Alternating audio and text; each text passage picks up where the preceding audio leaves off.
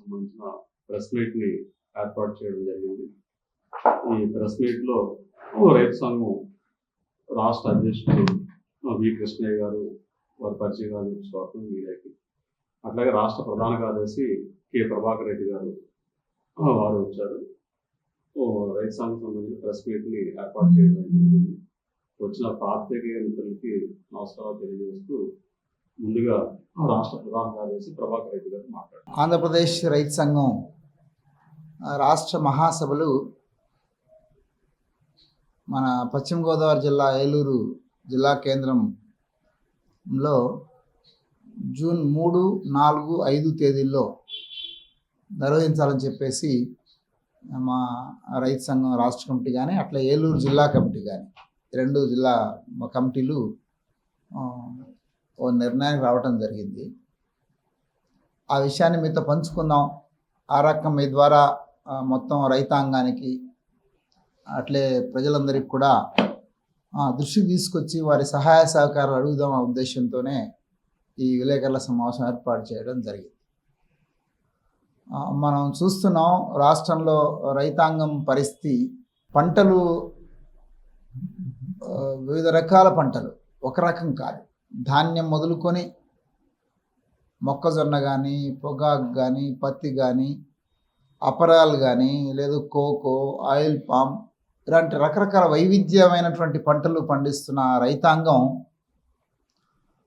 ఆ పంటలు పండించేందుకు ఎంత కష్టపడుతున్నారో, ఎంత వ్యయ ప్రయాసాలకు లోనవుతున్నారో, ఎంత పెట్టుబడి రూపంలో ఖర్చు పెడుతున్నారో, దానికి న్యాయమైనటువంటి గిట్టుబాటు ధర లభించక చాలా తీవ్రమైనటువంటి ఇబ్బందుల్లో ఉన్నారు. కేంద్ర ప్రభుత్వం కానీ రాష్ట్ర ప్రభుత్వం కానీ రెండు కూడా వ్యవసాయ రంగం పట్ల మాటల్లో చెబుతున్నటువంటి శ్రద్ధ చేతల్లో చూపటం లేదు అనేది ఆచరణలో మనకు కనిపిస్తుంది.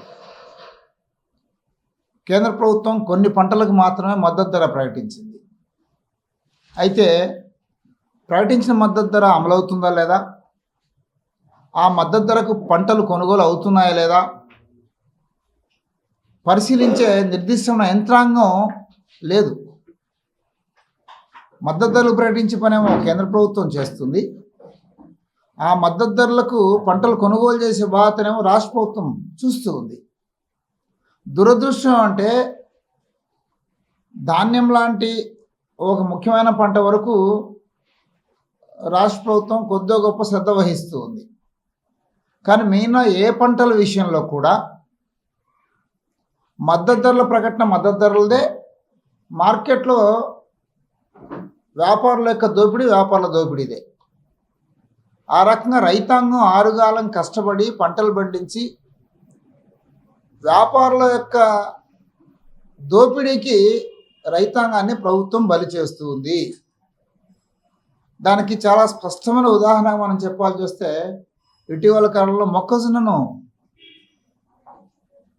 గడిచిన 2 సంవత్సరాలుగా రాష్ట్రంలో మొక్కజొన్న సాగు విస్తరిస్తూ ఉంది వివిధ రకాల కారణాల వల్ల. మిర్చి పంటకు సరైన ధర లేకపోవడం, పొగాకు పంటకు ధర లేకపోవడం, పత్తి పంటకు ధర లేకపోవడం, అంటే రకరకాల వాణిజ్య పంటలకు ధర లేకపోవడం వల్ల ఆ పంటలు సాగు చేసే రైతులు మొక్కజొన్న పంట వైపు మళ్ళుతూ ఉన్నారు. కానీ మొక్కజొన్న పంటకు ప్రభుత్వం 2,400 రూపాయల క్వింటాలకు మద్దతు ధర అయితే ప్రకటించింది.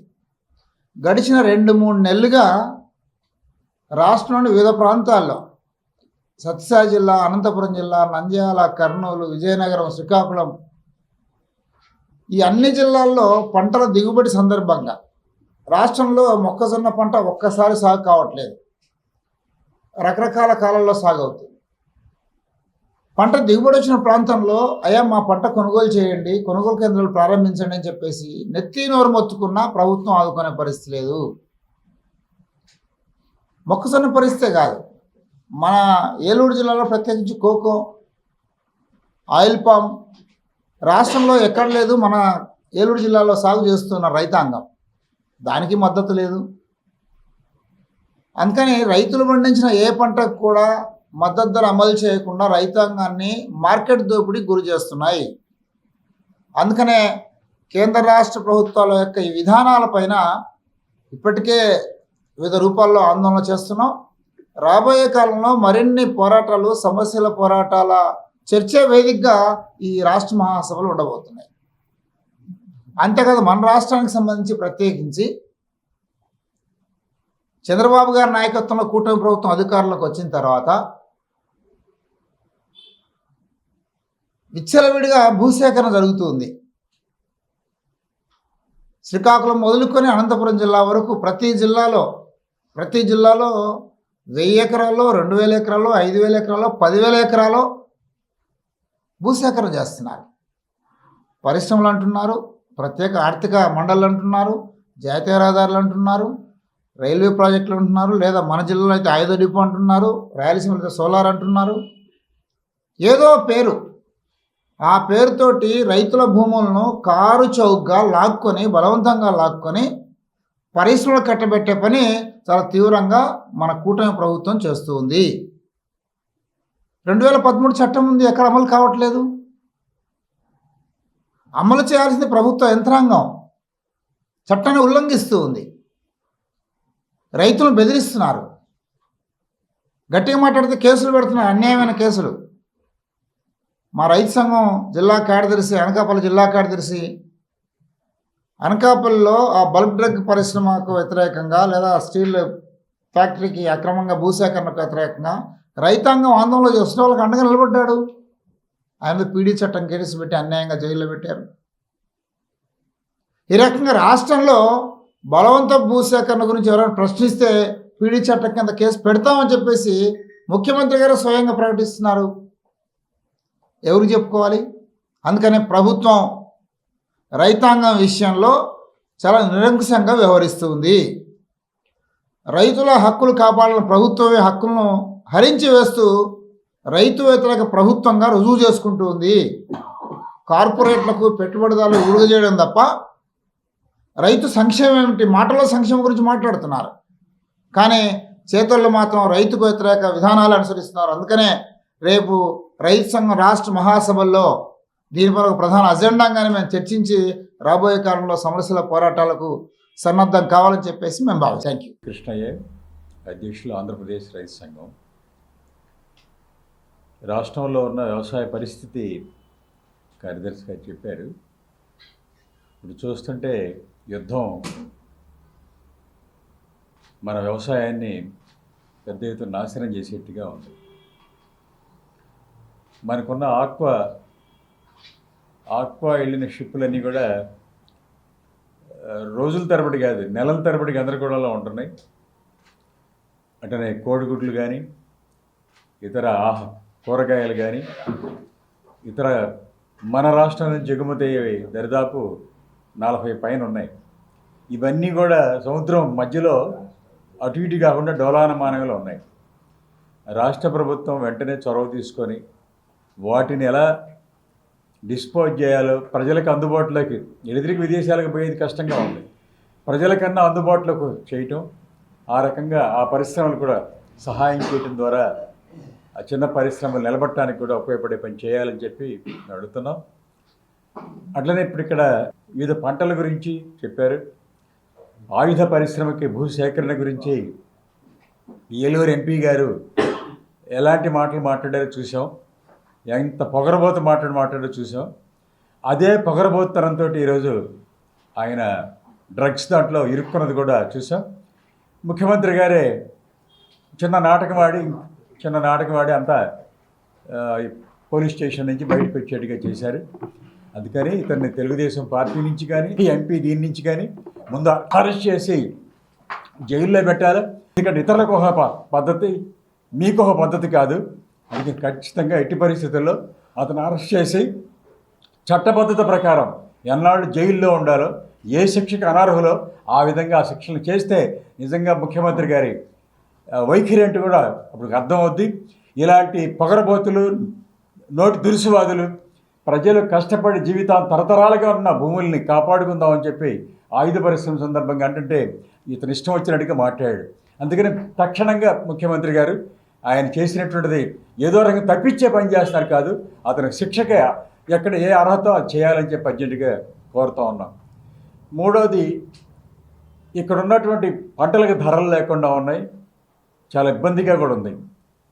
ఢిల్లీలో పార్లమెంట్లో దరిదాపు వ్యవసాయాన్ని కార్పొరేట్గా అప్పచెప్పడానికి కావాల్సిన చట్టాలన్నీ కూడా దరిదాపు 10 చట్టాల దాకా అన్నీ కొన్ని ఆమోదమైనవి, కొన్ని ఆమోదం.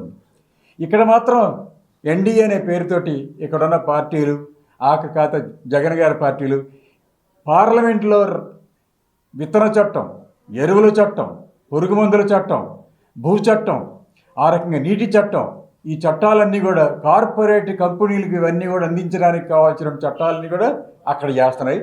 ఇక్కడికి వచ్చి రైతు తరఫున ఏడుస్తున్నట్టుగా, మొత్తుకున్నట్టుగా అసెంబ్లీలో బ్రహ్మాండంగా మాట్లాడుతున్నాయి. అందుకని ఈ నాటకాలు కుదరదు. ఉన్న వాస్తవాలు మీరు నిజంగా చట్టాలన్నీ బలపరుస్తున్నారు కాబట్టి ఎందుకు బలపరుస్తున్నారో మీరు చెప్పాలి, లేదా రైతుల యొక్క అభిప్రాయాలు తెలుసుకోవాలి. రైతుల అభిప్రాయాలు తెలుసుకొని రైతుల నుంచి మీరు ఓట్ల మంది ఎమ్మెల్యేలు అయ్యారు. ఆ విధంగా రైతుల నుంచి రైతుల కోసం నిలబడతారా లేదా కార్పొరేట్ల కోసం నిలబడతారా మీరు తేల్చుకోవాల్సిన సమయం వచ్చి కూర్చుంది. అందుకని రైతులు కూడా ఈ నాటకాన్ని అంతా కూడా గమనించి వీళ్ళని ఎండగట్టాలా, ఈ చట్టాల నుంచి వెనక్కి నెట్టి ఆ విధంగా రైతులకు అనుకోవాలని కనీసమైన పాత చట్టాలైనా ఉండేట్టు చేయాలని చెప్పి రైతు సంఘం కోరుతుంది. దీని ఆధారంగానే రాష్ట్ర వ్యాప్తంగా ప్రదర్శనలు, చర్చలు ఇవన్నీ కూడా నడుపుతున్నాం.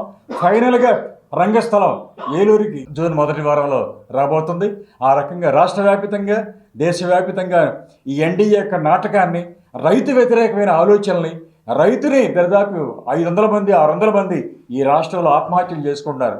మేము వచ్చిన తర్వాత అలాంటివి ఏమీ లేకుండా చేస్తున్నారు, అవేమీ ఆగల. అందుకని ఈ రకంగా ఇది రైతులకు ఉపయోగపడే ప్రభుత్వంగా లేదు కాబట్టి దీని చర్చగా రంగస్థలంగా చర్చ రాష్ట్ర వ్యాప్తంగా ఇక్కడ ఫైనల్గా ఇక్కడ తీసుకురావాలని చెప్పి అనుకుంటున్నాం.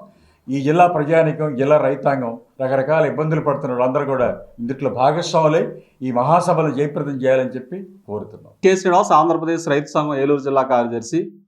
ఈరోజు ఆంధ్రప్రదేశ్ రైతు సంఘం రాష్ట్ర మహాసభల్ని జూన్ 1వ వారంలో 3, 4, 5 తారీఖుల్లో ఏలూరులో పెద్ద ఎత్తున నిర్వహించబోతా ఉన్నాం. ఈ మహాసభల సందర్భంగా 3వ తారీఖున వేలాది మంది రైతాంగంతో భారీ ప్రదర్శన, బహిరంగ సభ కూడా ఉంటాయి. ఈ మహాసభల్లో రాష్ట్ర నాయకులతో పాటు అఖిల భారత నాయకులు కూడా పాల్గొనబోతా ఉన్నారు. 3 రోజుల పాటు జరిగే మహాసభల్లో రాష్ట్ర వ్యాప్తంగా 500 మంది ప్రతినిధులు ఈ మహాసభకి రాష్ట్ర అన్ని జిల్లాల నుండి కూడా రాబోతా ఉన్నారు. కాబట్టి రాష్ట్రంలోని రైతాంగ సమస్యల మీద ఒక విస్తృతమైన చర్చ అనేది ఈ మహాసభ సందర్భంగా జరుగుతుంది. తీర్మానాలు, నిర్ణయాలు, భవిష్యత్తు ఉద్యమ కార్యాచరణ అన్నీ కూడా దీంట్లో ఉంటాయి. అయితే ఈ మహాసభల నేపథ్యంలోనే జిల్లా వ్యాప్తంగా అన్ని ప్రాంతాల్లో కూడా అన్ని పంటలు, అలాగే రైతాంగ సమస్యల మీద, ప్రధానంగా సాగునీటి వనరులు, ఇట్లాంటి అనేక సమస్యల మీద సదస్సులు, సెమినార్లు, అలాగే రౌండ్ టేబుల్ సమావేశాలు కూడా పెద్ద ఎత్తున నిర్వహించబోతా ఉన్నాం. ఈ మహాసభల సందర్భంగానే జిల్లా వ్యాప్తంగా పెద్ద ఎత్తున విస్తృతంగా ప్రచార క్యాంపెయిన్ కూడా చేయబోతా ఉన్నాం. దీంతో పాటు వ్యవసాయ ఎగ్జిబిషన్ కానీ ఇట్లాంటి అనేక అంశాలు, సాంస్కృతిక కార్యక్రమాలు కానీ ఇవన్నీ కూడా ఈ మహాసభల సందర్భంగా నిర్వహించాలని చెప్పేసి భావించడం జరిగింది. కాబట్టి ఆంధ్రప్రదేశ్ రైతు సంఘం రాష్ట్ర 23వ మహాసభలకి ఇవాళ రైతు ఉద్యమాల కేంద్రంగా ఉన్న ఏలూరులో ఈ మహాసభలు వేదిక కాబోతా ఉన్నాయి. కాబట్టి ఈ మహాసభల్ని రైతాంగంతో పాటు అన్ని వర్గాల, తరగతుల ప్రజానీకం దీనికి సహకరించి జయప్రదం చేయాలని చెప్పేసి ముందుకు మేము రైతు సంఘం తరపున కోరుతా ఉన్నాం. ప్రధానంగా జిల్లాలో రైతాంగం అనేక సమస్యలు ఎదుర్కొంటా ఉన్నారు. ఇప్పుడు చింతలపూడి ఎత్తిపోతల పథకం పనులు ఇంకా పూర్తి కాలేదు, వెంటనే ప్రారంభించాలని చెప్పేసి కూడా ఈ సందర్భంగా మేము డిమాండ్ చేస్తూ ఉన్నాం. అలాగే తాడిపూడి ఎత్తిపోతల పథకం సంబంధించిన పనులు కూడా పూర్తి చేయాలని చెప్పేసి కూడా డిమాండ్ చేస్తూ ఉన్నాం. అట్లా ఇవాళ కోకోకి సరైన ధర లేకుండా పోయిన పరిస్థితి ఉన్నది. కాబట్టి కోకోకి సరైన ధర కల్పించాలి అని చెప్పేసి కూడా ఈ సందర్భంగా మేము కోరుతా ఉన్నాం. అలాగే ఇతర ఆక్వా రంగం చాలా సంక్షోభంలో ఉంది. ఆక్వా రైతుల సమస్యలను పరిష్కరించాలని చెప్పేసి కూడా కోరుతా ఉన్నాం. అట్లాగే పొగాకు కొనుగోళ్లు రేపు 25 నుంచి ప్రారంభిస్తామని చెప్పారు.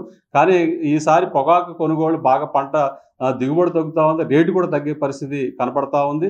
కాబట్టి ఇట్లాంటి పరిస్థితుల్లో పొగాకు రైతులను ఆదుకునే చర్యలను ముందస్తుగా తీసుకోవాలని చెప్పేసి కోరుతా ఉన్నాం. వెంటనే కొనుగోలు ప్రారంభించాలని చెప్పేసి కోరుతా ఉన్నాం. అట్లాగే మామిడి రైతులు తీవ్ర నష్టాల్లో ఉన్నారు. కాబట్టి ఇప్పటికే తెగుళ్ళు వచ్చి దిగుబడి లేని పరిస్థితి ఉన్నది. కాబట్టి మామిడి రైతుల యొక్క సమస్యల్ని పరిష్కారం చేయాలని చెప్పేసి కూడా మేము కోరుతా ఉన్నాం. కాబట్టి జిల్లాలో ఉన్న రైతాంగ సమస్యల పరిష్కారం చేయాలి. ఈ మహాసభల సందర్భంగా అట్లాంటి డిమాండ్స్ తోటి మొత్తం రైతాంగం ముందుకి మేము రాబోతా ఉన్నాం. కాబట్టి రైతులందరూ కూడా ఆశీర్వదించాలని, ఈ కార్యక్రమాల్లో పెద్ద ఎత్తున రైతులు భాగస్వాములు కావాలని చెప్పేసి సందర్భంగా మేము కోరుతా ఉన్నాం. Ashram cancer care, Ashram hospitals, Eluru సంయుక్త పశ్చిమ గోదావరి జిల్లాలోని అత్యుత్తమ క్యాన్సర్ వైద్యం మన ఆశ్రమ్ క్యాన్సర్ కేర్ లో సెంట్రల్ ఆంధ్రాలో తొలిసారిగా 6 డాఫ్ టెక్నాలజీ ద్వారా రేడియోథెరపీ ట్రీట్మెంట్స్ అందిస్తున్న మన Ashram cancer care breast cancer, గర్భాశయ ముఖద్వార క్యాన్సర్, జీర్ణాశయ క్యాన్సర్, బ్రెయిన్ క్యాన్సర్, నోటి క్యాన్సర్, గొంతు క్యాన్సర్, ఊపిరితిత్తుల క్యాన్సర్, బోన్ క్యాన్సర్, అండాశయ క్యాన్సర్, మూత్రకోశ క్యాన్సర్, ప్రొస్టేట్ క్యాన్సర్, చర్మ క్యాన్సర్, ఇలా క్యాన్సర్ వ్యాధి ఏదైనా చికిత్స ఆశ్రమ్ క్యాన్సర్ కేర్ లోనే. బ్రాక్కిథెరపీ, కీమోథెరపీ, రేడియోథెరపీ, సర్జికల్ ఆంకాలజీ సేవలు 24 గంటలు అందుబాటులో. డాక్టర్ ఎన్టీఆర్ వైద్య సేవ, ఎంప్లాయీస్ హెల్త్ స్కీమ్, ప్రముఖ ఇన్సూరెన్స్ కంపెనీల గుర్తింపు పొందిన హాస్పిటల్ మన Ashram cancer care hospital. Ashram cancer care, NH5, Malkapuram, Eluru, Andhra Pradesh. Phone numbers 08812 288 299, 94910 44836.